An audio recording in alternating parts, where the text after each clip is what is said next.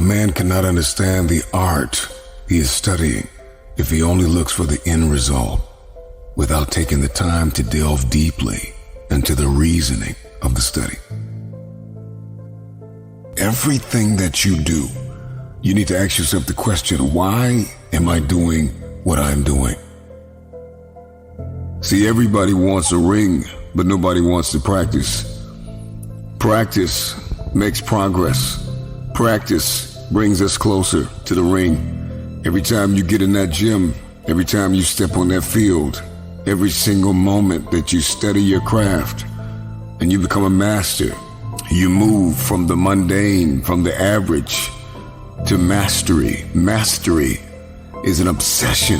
Those who are obsessed with the process of becoming are the ones who become. See, a lot of people, they want that gold, they want that ring, but they don't want to put that work in. And in order to achieve, I must understand that I must study. I must study to move from average to mastery. It's the daily battle. It's the daily grind that prepares us and equips us to win the war. Why do you do what you do? Why do you want what you want? The question is, why have you delved deeply into the reason why you do what you do? I need you to take a moment and garner up all the belief that you have left in yourself and in the idea of what is possible to make this thing happen. The process is muddy. The process is murky. The process is dark. The process is cold. The process is going to leave you in places where you're going to feel like you have been abandoned, like nobody believes in you, nobody supports you. What is your why? Because if your why is powerful enough, then you can persevere through the process. What is it? Find it. When you don't see a light at the end of your tunnel, you got to remember the light that is burning inside of you, that nobody is able to put out. There is not a person on this planet that can stop you. It is a possibility that you are only doing what you are doing because somebody told you to do it. You are only studying what you are studying. You are only becoming what you are becoming because somebody told you to become it. Why are you doing what you are doing? And that why is going to come from a pure place, a pure, authentic, unadulterated place. Resentment and compliant are appropriate neither for oneself nor others. See, resentment is a complex and multi-layered emotion that has been described as a mixture of disappointment, disgust, anger, fear, bitterness. When life hurts you, when people betray you, your greatest response, love, forgiveness, you must never be bitter. Your responsibility is to get better. See, every trial loves a good triumph. And so you've got to work your bounce back muscle.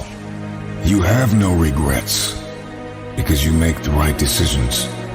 You are a calculated conversationalist. And compliant is to agree excessively to be a yes man or a yes woman. See, life isn't just about learning, but it's about unlearning. To be compliant would be to be programmed, to be hypnotized by the affairs of this life, to be suggestible, that anytime anyone says anything, you believe it and you receive it. And the question must be, what is your reality? Both in fighting and in everyday life, you should be determined, though calm. Meet the situation without tenseness, yet not recklessly. And this is an invitation into a lifestyle of balance. You gotta know when to talk. You gotta know when to be quiet. You gotta know when to learn, and you've got to know when to unlearn. You need to know when to be angry, but not bitter. We must be anxious for nothing, but to be deliberately calculated. Step into the mastery of keeping a cool head in a hot situation.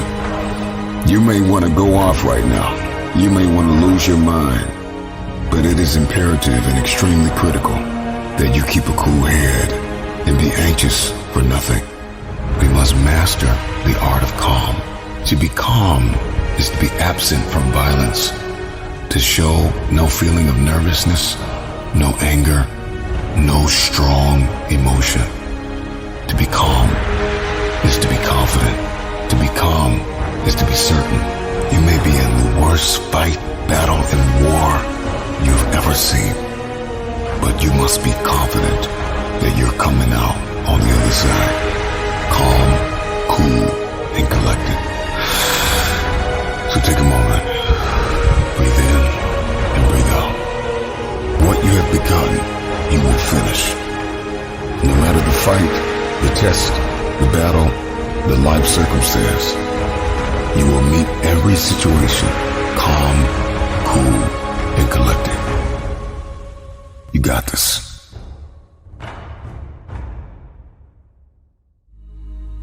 The truth is not what you want it to be. It is what it is, and you must bend to its power or live a lie. Everybody wants the future, but nobody wants to accept their current reality. See, truth is not what you want it to be. It is what it is, and you must bend to its power or live a lie. So many people keep telling themselves it didn't happen, but it did. And it hurt you, but it built you. It made you into something you would have never become had it not happened. One of the reasons why people can't grow, they cannot evolve, they cannot even enlarge their territory, they cannot shift their thinking, is because they are in denial. Denial of this truth will cause destiny to avoid you. See, one thing I can tell you is that those who are in denial of who they are and where they are, destiny will avoid them. It is an invitation into obscurity, into darkness. That is the lie that we want to live. A lot of us are generationally programmed to live a lie. Your parents lived a lie, and their parents lived a lie. And so you live the lie, and you believe the lie, and you get the results of the lie. See, the lie is like a bitter seed that has been planted in a garden, and you have eaten forbidden fruit. And your bloodline has eaten from the forbidden fruit for decades. And see, the truth is the truth. And you must bend to its power or live a lie. Nobody wants to bend. But there is beauty, there is brilliance in bending and yielding and surrendering. And you cannot bend without humility. You've got to break out of self-denial. I got to put down my ego. I have to put down my insecurities. I have to put down my pride. And I have to yield. I have to surrender. I have to let go of what was for what is. This is the reality. And the moment that I accept reality, all of a sudden, everything changes.